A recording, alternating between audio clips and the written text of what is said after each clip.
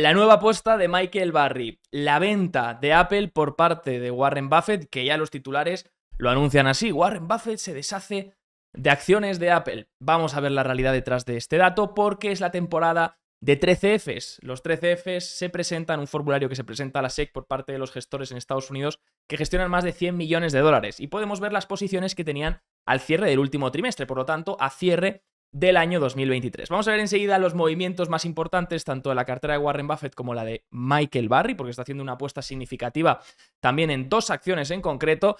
Y vamos a ver también cómo interpretamos los datos que hemos tenido esta última semana. Inflación del consumidor que no gustó. El viernes tuvimos una inflación un poco menos vigilada, pero que tampoco ha gustado. Podéis ver el movimiento de los índices el viernes porque tuvimos inflación del productor. También hubo vencimiento de opciones. SMCI, si nos fijamos en el gráfico, parece que ha tenido una especie de clímax, parece que ha tenido un reversal bastante importante tras toda la subida que acumula. Fijaros la subida desde esta base, desde la rotura de esta base de consolidación. Qué bonita esta rotura y cómo se disparó, no paraba de subir y de repente ha hecho un menos 20% el viernes con un volumen bastante importante que si nos fijamos en el volumen cuando entró en la sesión del viernes prácticamente es volumen de venta, ¿vale? Vemos que sobre todo fue al inicio de la sesión un gran venta en los primeros minutos y luego a lo largo de la mitad de la sesión también vemos otra venta importante con volumen importante también. Luego para finalizar el día entró volumen, obviamente siempre en las últimas horas suele entrar un poco de volumen, pero vamos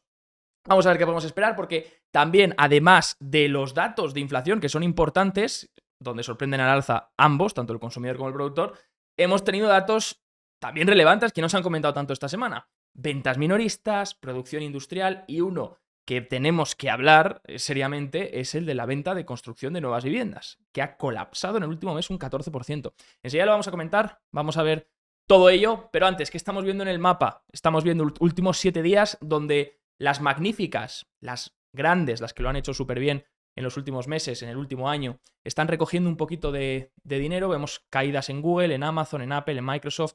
Nvidia sigue aguantando una barbaridad. Por cierto, resultados de Nvidia esta semana, así que prácticamente todo va a depender de los resultados de Nvidia para todo el sector de semiconductores, que recordemos es el sector líder. Por lo tanto, si el sector líder falla, tenemos que preocuparnos. Así que Nvidia, resultados súper importantes.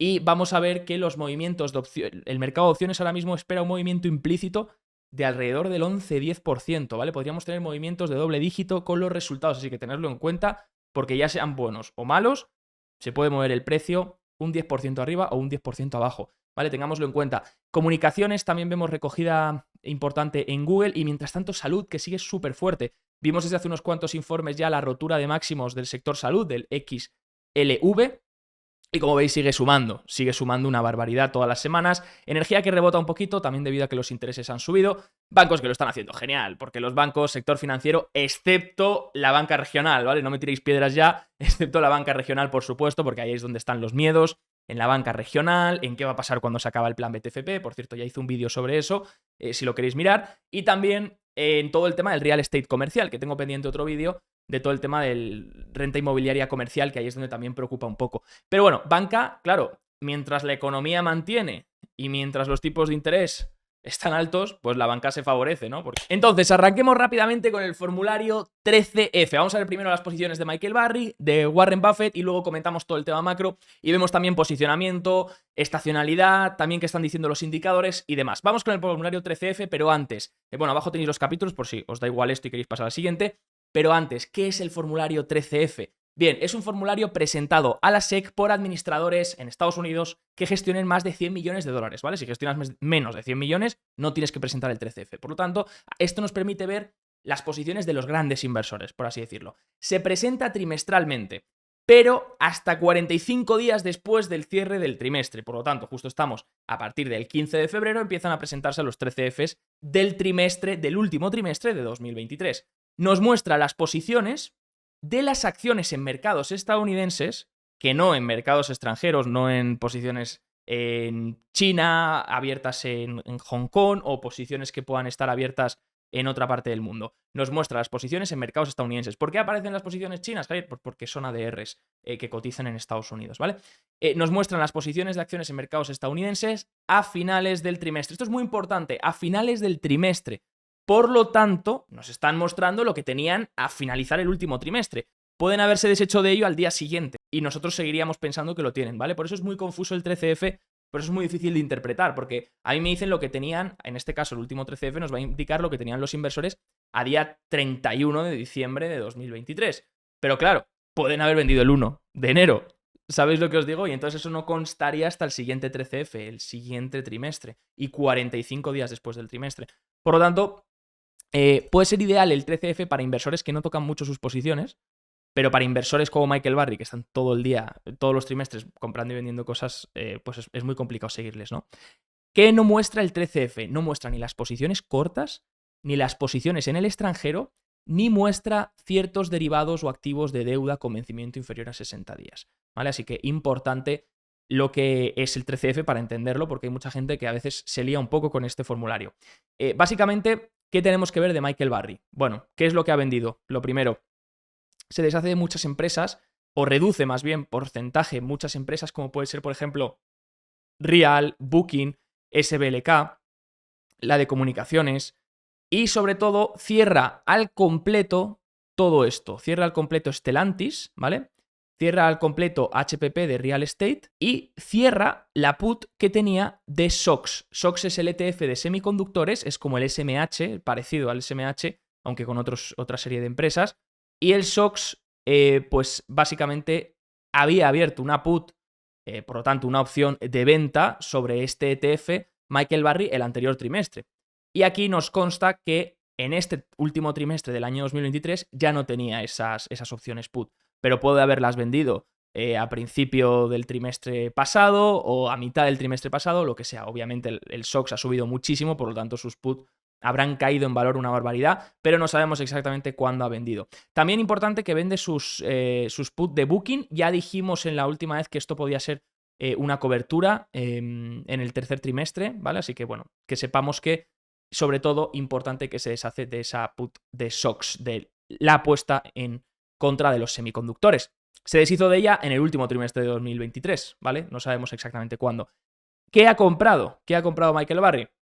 Pues vuelve a apuesta cada vez más en BABA y JD. Por lo tanto, en China que viene rebotando en la última semana, a medida que también el PBOC, el Banco Central de China, y también el gobierno de China están trabajando para inyectar liquidez al sistema, porque es ahora mismo la única solución que tienen, ¿vale? Inyectar liquidez al sistema y devaluar el yuan. Y vamos a ver qué tal les funciona. Por ahora vemos en la última semana que por lo menos las acciones han dejado de caer y empiezan a rebotar. Ya veíamos zonas técnicas importantes. Vamos a ver cómo sigue, pero vemos que Michael Barry ha incrementado su posición un 50% en BABA, por lo tanto vuelve a incrementar, y un 60% en JD. ¿De acuerdo? Ahora representan las dos un 6% cada una del portfolio.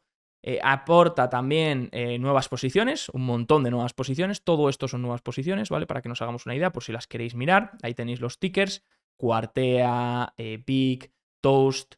También está aportando en Amazon, está aportando en Google. Curiosos movimientos en Amazon y Google, cuando realmente Michael Barry siempre ha dicho que hay una burbuja en los índices y por tanto Amazon y Google están dentro de las magníficas, que son un poco las que más peso tienen y pues podrían estar, según él, dentro de esta burbuja especulativa de los índices. Pero vemos que aporta en Google y aporta en Amazon. Y no una poquita cantidad, un 4% del portfolio se va a Amazon y un 5% del portfolio se va a Google. ¿Y qué más ha aportado? Warner Bros. Discover, ¿vale? Que es la que lleva Discovery Max y HBO.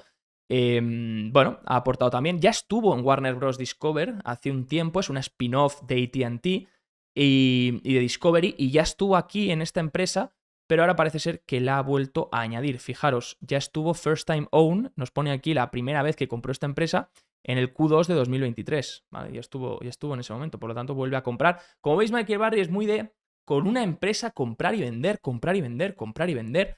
Va como tradeando, lo ha hecho mucho con Geo también, lo hizo con Geo, la de las cárceles, que al final le fue muy bien, pero la fue como comprando, vendiendo, o fue cambiando mucho los pesos. También es algo que ha hecho mucho con JD y Baba, ¿vale? Fijaros que no es la primera vez que compra JD y Baba, ya compró a finales del año 2022, ¿vale? Recuerdo haber analizado el 13F, haber dado la noticia de que ya era a partir de finales de 2022 cuando se hacía con Baba y JD, y luego ha ido un poco como rotando pesos y ahora pues parece ser que lleva 2 trimestres bueno, en este último trimestre sobre todo aportando otra vez. Ahora, importante, la gente ya está en las noticias diciendo Michael Burry vuelve a invertir, y como Michael Burry normalmente siempre es un bajista, pues si Michael Burry está invirtiendo es que cree que ahora la economía podría hacerlo bien y que el mercado podría hacerlo bien. A ver, importante, si sumamos todos los valores, ¿de acuerdo? Ahí tenéis en verde resumido todas las nuevas aportaciones, en blanco las que han tenido cambio y no he puesto las que se ha deshecho, ¿vale? Que ya hemos visto anteriormente. Si sumamos todos los valores ahora mismo que conocemos por parte del 13F, ¿vale? Recordáis que no salen todos los valores, pero los que sí salen listados en el 13F, tiene 94 millones invertidos ahora mismo de todas las posiciones que vemos. Pero su cartera del último informe presentado a la SEC, ADV, que es otro informe, vemos que su cartera en ese informe tiene unos 238 millones en total. Por lo tanto, tendría aproximadamente un 40% de la cartera invertido en estos valores que acabamos de ver. Así que bueno, no parece que esté al 100% invertido, no sabemos los otros millones si los puede tener a lo mejor en derivados estructurados, que ya sabéis que le gustan a Barry, o en opciones vendidas, o puede tener también en algunos cortos incluso abiertos o en países extranjeros, ¿vale? Vamos con Warren Buffett porque las noticias ya han empezado. Warren Buffett vende Apple, por lo tanto, pongámonos a refugio y huyamos ahora mismo de todo. Bueno, a ver, Apple ha sido vendida, sí, por parte de Berkshire Hathaway, último trimestre. No es que haya sido vendida al completo, han deshecho parte de la posición. Y fijaros qué parte de la posición. Un 1% de cambio, ¿vale? Y es que hay que fijarse en una cosa. Berkshire sigue teniendo un 50% del portfolio en acciones de Apple. Por lo tanto, se ha conglomerado muchísimo todo el peso de la empresa tecnológica dentro de la cartera de Berkshire por las subidas que ha tenido, porque Apple no solo ha subido, sino que ha ido recomprando acciones también, ha ido haciendo una especie de payout, redistribuyendo el dinero otra vez a los accionistas, con esas recompras y esos dividendos, que son las dos partes con las que puedes hacer payout a los accionistas, y por tanto, pues poco a poco, pues además de ir subiendo la cotización en bolsa, pues poco a poco ha ido dando más parte del portfolio a Warren Buffett, ¿no? Entonces se topa ahora con el 50% de la cartera en Apple y a lo mejor por rebalanceo han decidido vender un 1%. Pero vamos, no creo ni que sea noticia cuando tienes un 50% que alguien venda un 1% de la posición que tiene, ¿no? Bueno, pues se ha montado una, ya sabréis, lo habréis leído en alguno de los medios de comunicación habituales, ¿no?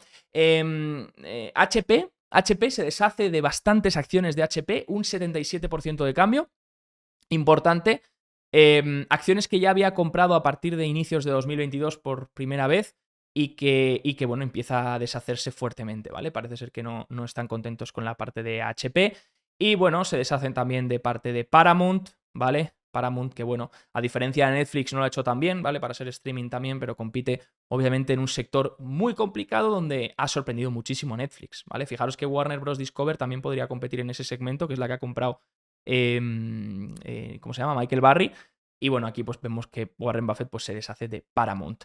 Se deshace de STN, de DHI, GL, MKL. Pero vamos, lo más relevante es esa venta de HP, esta venta de Para y la pequeña venta de Apple, que de nuevo, recordemos, no deja de ser un 1% y sigue teniendo, como veis, una parte del portfolio muy elevada y muy conglomerada en Apple.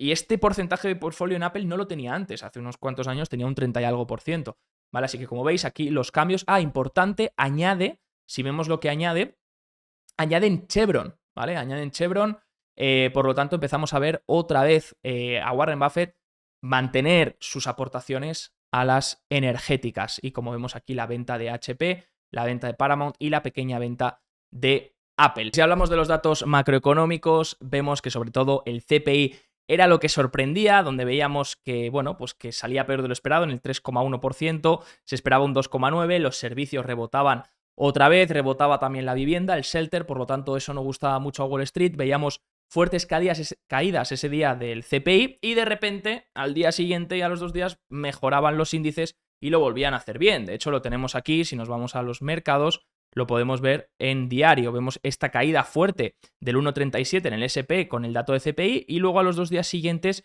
recuperando fuertemente, cerrando otra vez todo el gap y luego el viernes otra vez sorpresita con el dato de PPI, el dato de inflación de los productores. Este lo que mide es el incremento de precios para las empresas, desde el lado de los productores, desde el lado de la oferta. Y lo que vimos el viernes es que también ha habido sorpresas. 0,9% en términos anuales, se esperaba un 0,6%, y en términos mensuales volvemos a ver aceleración, 0,3%, cuando en los últimos meses habíamos visto deflación. Esto por un punto es positivo porque nos aleja de la potencial deflación que puede producirse en las fábricas y en las empresas, en el lado de la oferta, pero por otro lado levanta las preocupaciones sobre un rebote de los precios, ahora que vuelve a estar rebotando tanto la inflación al consumidor como al productor, sobre todo derivada de servicios, ¿vale? Fijaros que es servicios lo que parece ser que está haciendo un poco de suelo y empezando a girar otra vez. También la parte de energía, por supuesto, en el lado de la oferta sigue restando, pero cada vez resta menos, ¿vale? Fijaros que cada vez está restando menos comparado con lo que veíamos a finales de 2023. Entonces, bueno, vemos una inflación del productor que ha hecho que, pues, que rebote un poco más de lo que se estimaba. Eso sí, todavía no estamos viendo unos rebotes preocupantes, pero por supuesto ha sido un dato caliente tanto de los productores como del consumo. Ahora bien, ¿por qué preocupa? Pues porque solo un 7% de los gestores espera una mayor inflación. Entonces parece ser que el consenso ahora es soft landing, y no solo soft landing, sino que no habrá recesión y que la inflación va a ser mínima, que la inflación va a llegar al objetivo y que por tanto no va a haber otro escenario de mayor inflación. Eso es lo que opinan ahora los gestores. Es más o menos el consenso general. Solo un 7% está esperando un repunte de la inflación. Por lo tanto, es un riesgo de cola que obviamente tenemos que tener contemplado, que obviamente tenemos que saber que puede producirse, porque cuando nadie lo espera es cuando puedes tener sorpresas. La expectativa de inflación, eso sí, hay que decir que por eso entiendo que como los gestores no esperan inflación, de hecho coincide este gráfico con el siguiente, las expectativas están ancladas. Por supuesto, el mercado, las expectativas las controla el mercado. No es un dato hecho como tal, como el CPI o el PPI, que son datos que se calculan en base a los precios de los bienes y de los servicios. Las expectativas, en cambio, se plantan por parte del mercado, se deciden por parte del mercado. Y es curioso porque tiene un efecto retroalimentado, porque las expectativas marcan también lo que luego las empresas hacen. Si resulta que las expectativas de inflación se disparan, las empresas van a subir los precios preparándose para una inflación futura mayor. ¿De acuerdo? Por eso las expectativas de inflación son también muy importantes. En este caso siguen ancladas en una zona importante, ¿vale? Vemos que hay un rango importante de consolidación, ya lo veíamos en el último informe, entre el 2,2 y el 2,5 aproximadamente, y vemos que ahora mismo están en el 2,33%. Así que bueno, no es una inflación exageradamente elevada, sí que vemos un pequeño repunte en las últimas semanas, pero todavía las expectativas de inflación están bastante ancladas y están en niveles medios de los últimos meses. Así que no está percibiéndose un repunte por ahora por parte de los gestores ni por parte del mercado, de crédito en este caso, porque las expectativas de inflación se sacan de los bonos que se denominan TIPS, protegidos contra la inflación. Por tanto, el mercado de crédito no está esperando ahora una expectativa de inflación creciente y los gestores tampoco. Podría ser un riesgo de cola que obviamente no estaría descontado, ¿vale? Esto es importante porque si ocurre, entonces la leche puede ser importante. Pero hay algunos datos que también soportan que realmente no haya un repunte de inflación. ¿Cuáles son? Bueno, hemos visto datos esta semana que no han sido muy del todo buenos en cuanto a la macro. Los inicios de construcción de vivienda han caído un 14,8%. Es una caída fuerte que no veíamos desde 2020. Así que importante destacarlo, obviamente quería comentarlo. Los inicios de construcción se pueden deber a el mal tiempo, a lo mejor porque es enero, hay un peor tiempo, hay condiciones más desfavorables para la construcción. Sí, no, normalmente no tendría que afectar tanto. En este caso, una caída del 14,8% es una caída importante. Luego las ventas minoristas, las que se dan en las tiendas, han caído este mes un 0,8 en enero. Es una caída importante también que no veíamos desde hace mucho tiempo. Hay que remontarse hasta principios y entre finales del año 2022 y principios del año 2023 para ver unas caídas tan fuertes. Y fijaros que cuando veíamos en febrero esta caída tan fuerte en 2023 se debía a que había habido una subida súper fuerte en enero, sí, justamente de 2023, por la temporada en la que es. Pero es que aquí no hemos visto en enero unas muy, muy fuertes ventas retail, sino que estamos viendo ahora la caída igualmente en enero de 2024 y no vimos en diciembre una fuerte subida. Así que importante ir monitorizando estas ventas minoristas porque recordáis, el 70% del PIB es consumo. Y hasta ahora el consumo se ha mantenido fuerte por unas ventas minoristas que han aguantado. Porque las ventas minoristas han aguantado. Si os fijáis en el último año, realmente prácticamente todos los meses han sido positivos, alguna excepción como fue octubre y febrero y marzo, pero si miras enero, abril, mayo, junio, julio, normalmente ha habido unas ventas minoristas fuertes en este. Y caen, sobre todo, ¿en qué magnitud? Bueno, pues sobre todo caen vehículos a motor y dealers y partes de vehículos a motor. Cae también la parte de materiales de construcción. Vaya, qué sorpresa, justamente cuando los inicios de construcción han caído tanto, a lo mejor no está habiendo tanta demanda por parte de los constructores de equipamiento. Y cae también, en este caso, en rosita temas de retailers y demás. Como vemos, aquí lo tenemos desglosado por si lo queréis para ver el dato. Seguimos en año electoral y, por supuesto, el ciclo presidencial es importante ir midiéndolo. Aquí me gusta el gráfico que ha compartido All Star Charts, aunque hay muchísimos que hemos ido viendo a lo largo de esas últimas semanas. Y sobre todo, bueno, vemos que al final seguimos marcando febrero y marzo. Recordáis que decíamos primer trimestre suele haber algún tipo de corrección en los años electorales. Vale, bueno, vamos a ver si se da en febrero o marzo.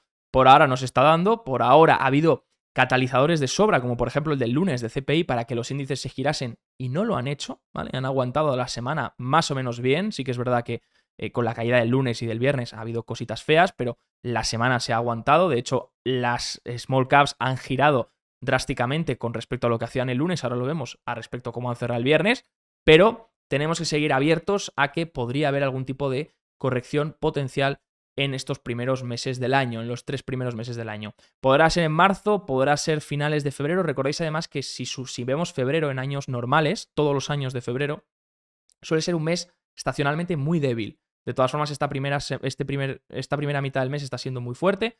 Vamos a ver la segunda mitad del mes, que suele ser la peor, ¿vale? La segunda mitad del mes de febrero suele ser muy mala, ya lo sabéis, empieza ahora esta semana y, bueno, ya empezó mitad de la semana pasada y vamos a ver cómo se comportan los mercados. Por ahora lo que nos muestra All Star Charts es que se está creando una divergencia con respecto a la estacionalidad, ¿no? Lo que sí que está claro es que ya empezamos a ver algunas cosas interesantes, ¿vale?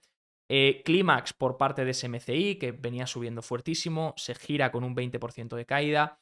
El SP500 que está subiendo junto al VIX. El VIX lleva subiendo unas cuantas sesiones y pese a que el SP500 ha recuperado, el VIX no ha hecho un nuevo mínimo y por tanto ya se están dando algunas estadísticas interesantes donde dicen, vale, ¿cuándo ha ocurrido esto también? Cuando el SP500 ha vuelto a un máximo de 252 días, pero no ha correspondido con un mínimo de los últimos 63 días en la volatilidad, en el VIX, en los últimos 20 días. Si miramos, bueno, aquí están los puntos donde se ha producido este evento, y si miramos suelen ser momentos, la verdad, que todos se suelen producir en mercados alcistas, por supuesto, porque estamos mirando el SP500 después de hacer un máximo de 252 días.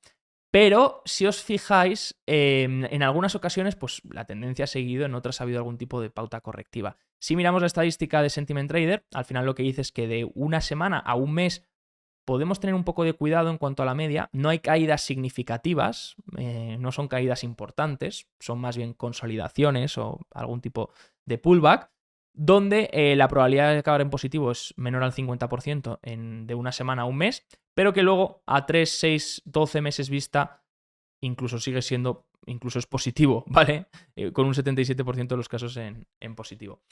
Así que, bueno, vamos viendo. Otra señal que se ha dado en el Russell 2000, que vamos a ver el Russell 2000 porque es lo que os comentaba, esta semana ha sido un tanto extraña porque en el último informe de mercados decíamos, oye, ha podido ser esto una trampa para los alcistas. Fijaros esta rotura que se daba el viernes y luego el lunes, disculpad, y luego el martes, ¡pum!, caída fuerte con el dato de CPI.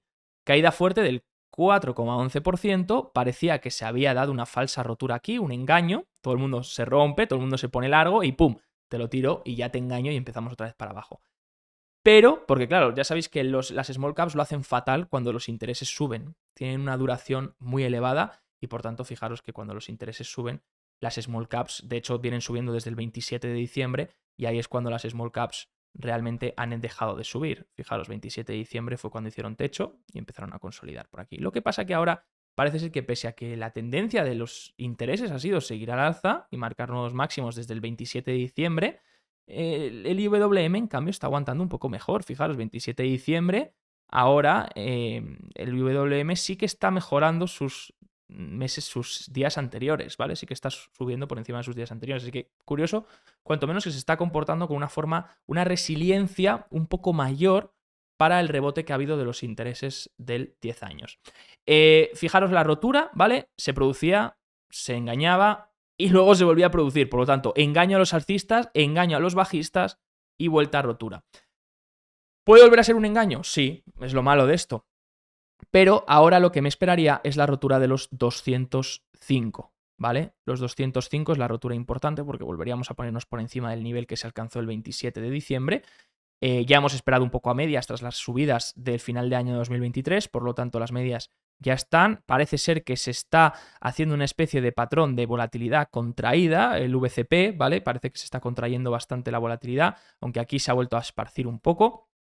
Pero ahora estaría bien buscar una rotura de los 205. Si hay una rotura de los 205, podríamos, no me sorprendería seguir viendo un entorno en el que las grandes pueden consolidar y las pequeñas recuperar un poco la participación, porque recordáis que habíamos visto que la participación no estaba tan fuerte. Fijaros que venimos viendo desde el 27 de diciembre también cómo el porcentaje de empresas por encima de su media de 50 días venía cayendo, ¿no? Una medida de amplitud, pero vamos, podemos ver muchas otras y veíamos cómo poco a poco la mayoría de empresas de los índices, en este caso el SP500, iban estando por debajo de su media de 50, ¿vale? Había un 90% de empresas por encima de la media de 50 y poco a poco ahora está en 61. Sí que es verdad que hemos visto un rebote este último viernes, jueves y viernes, pero la tendencia sigue siendo bajista, ¿vale? Me gustaría ver una rotura otra vez de esta tendencia, ¿vale? De esta tendencia que están haciendo así bajista el porcentaje de empresas por encima de la media de 50. Me gustaría ver una rotura por encima de esto. Si consigo dibujarla bien, la tendencia, bueno, me entendéis, ¿no? Que esto cambie de dirección, que haga un máximo nuevo y cambie de dirección para empezar a ver una mejora del porcentaje de empresas que están por encima de su media de 50. Sería una buena señal. El vídeo de hoy está patrocinado por Bison Trade, el broker online de Miralta Bank, entidad española regulada y supervisada por el Banco de España y la CNMV. Su objetivo es dar un servicio de alta calidad poniendo foco en las siguientes áreas: seguridad, banco y broker regulados, multiplataforma, tecnología avanzada, acceso a multiproducto, acciones, fondos, renta fija, opciones, divisas y mucho más. Y mi parte favorita, la educación y formación para los clientes. Ofrecen tarifas muy competitivas en relación a otros bancos españoles y una atención al cliente excepcional. Visita bisontrade.com y podrás ver más información o probar su plataforma demo. Por lo que llegados hasta aquí es importante ver que la participación mejore. Para ver una mejora de la participación necesitaríamos que tanto el RSP como el IWM busquen las roturas, ¿vale? IWM ya hemos visto antes, pues que busque esta rotura de 205 y la aguante y no vuelva a perderla. Y que el RSP, el SP500 Equal Weight, también aguante esta rotura que ya había realizado el lunes, que volvió a fallar el martes, como ha hecho el IWM, y que luego recuperó durante el resto de la semana.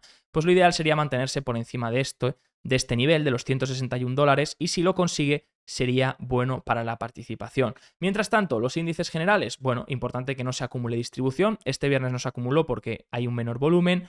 Sí que es verdad que esta semana, el martes, sí que se acumuló con la caída fuerte que vimos. Si miramos en 4 horas, vemos que el SP500 está haciendo una especie de tendencia en esta zona, donde está respetando la media de 21 en 4 horas, y donde, pues, si en caso de que se perdiese, si se consiguiera hasta la parte alta de este canal, sería objetivo los 5.113 si sigue subiendo el índice, el SP500. En caso de perder este mini canal, nos podríamos ir hasta esta zona, la primera, que fue donde rebotó el martes, que son los 4.915, y luego nos podríamos ir a los 4.842 si estos se perdiesen. Así que esas son las zonas importantes que estoy vigilando. Sea como sea, importante vigilar los resultados de Nvidia, importante vigilar lo que hace ahora SMCI, que hemos visto un reversal súper fuerte, y normalmente esto indica un clímax de que alguien gordo ya está vendiendo, hay mucho volumen aquí, es el mayor volumen que ha hecho, por lo tanto